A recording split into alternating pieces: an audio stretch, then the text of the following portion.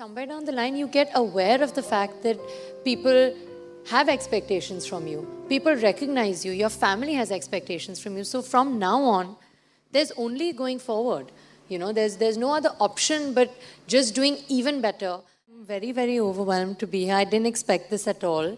And it's really nice. So thank you so much for having me.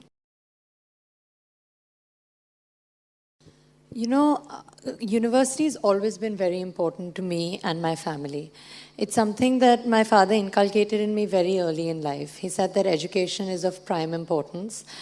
But more than that, I think to find your own place in any institution is the most important. So whether it's the subjects that you do, the university that you apply to, or the essay that you write, the one piece of advice that I would impart is do it honestly and do it yourself. Because there's a reason that universities ask you to write essays. You know, I got rejected from Oxford University, which is in England, which was my dream. It was my dream school to go to Oxford, and I didn't get in. And I thought that the world was going to end that day. I didn't know what to do. I called my mother up hysterically crying, saying, "Mom, I've gotten rejected from Oxford. I don't know what to do."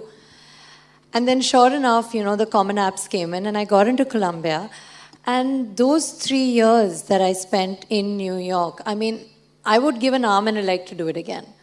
And I think it's moments like that that you realize that people know what they're doing, you know. There's a reason I didn't get into Oxford and there's a reason I got into Columbia. And if you knew me at all, you would understand that I was happier in New York City than I would have been in Oxford, you know, and to each their own.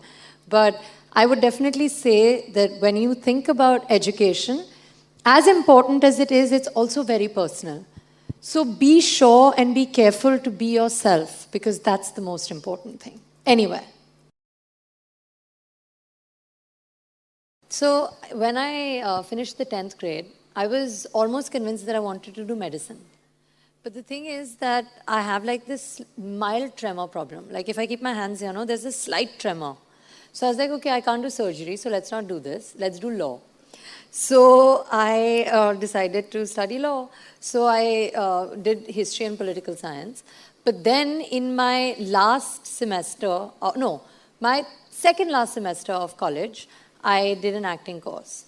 And I realized that as somebody that's loved studying, as somebody that till date loves reading, in a university like Columbia, in a city like New York, you know, I did courses in every field.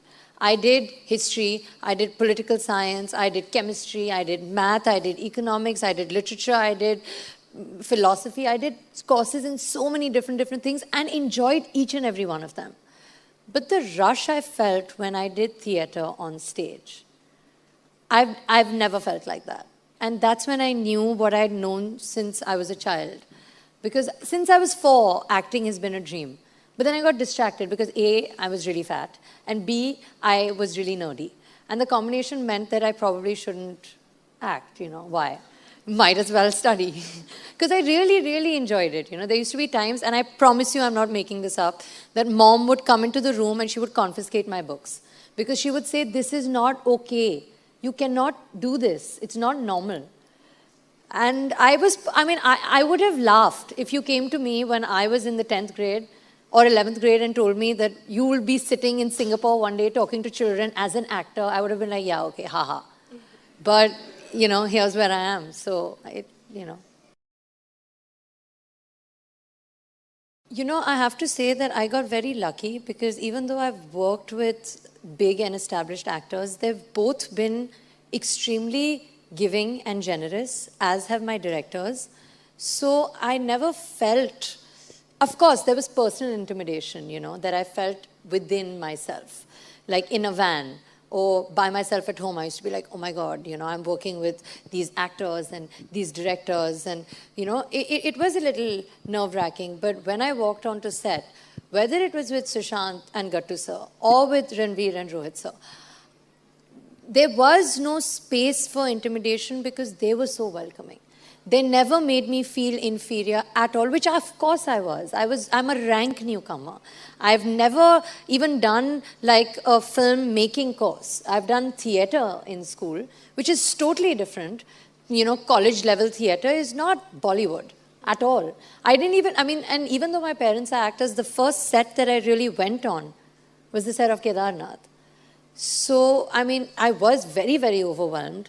And I think that there are two ways you can go, you know. Either when you're working with such senior people, you can let the pressure get to you, or you can just aspire to learn from them. And I got really lucky because they were so keen on teaching me.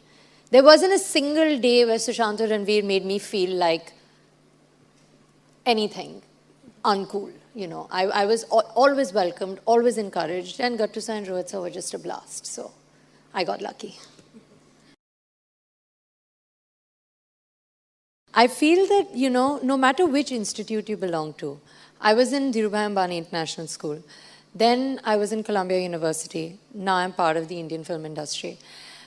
I feel that no matter which institution you're part of, you just have to give your 100% and you have to respect it.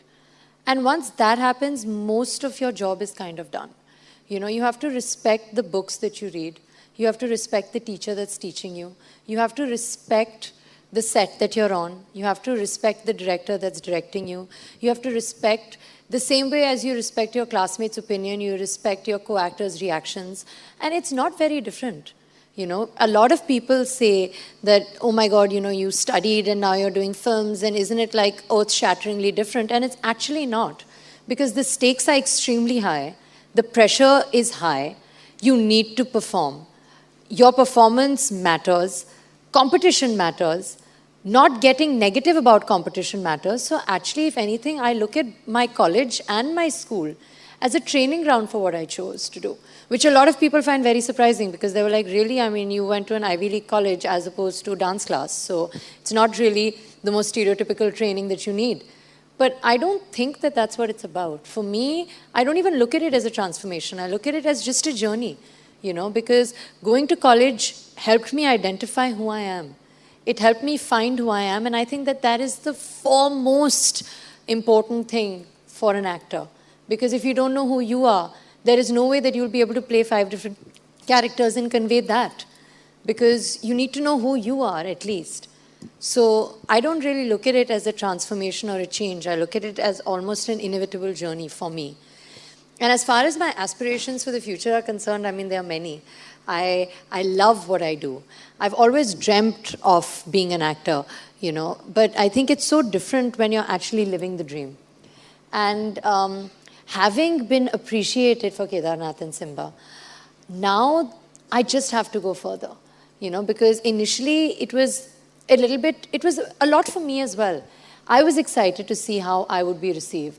And because I have been received with so much love, I mean, even today, I'm till, what's the date? 25th of Jan, right? 2 months ago, nothing of mine had ever released.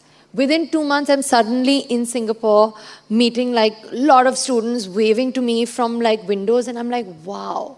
You know, it takes a minute and you need, it's shocking for me. Till date, like when at the airport, people recognize me in Singapore, I'm like, what's going on? I didn't expect this to this degree.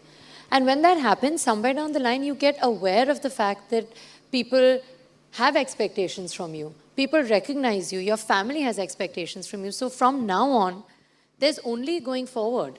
You know, there's no other option but just doing even better. And, you know, now I've proven to myself that I can maybe act. So now I need to actually get so much better that everybody can continue to be proud. This is just chapter 0. I mean, I need to do a lot, and God willing, I'll work hard at it.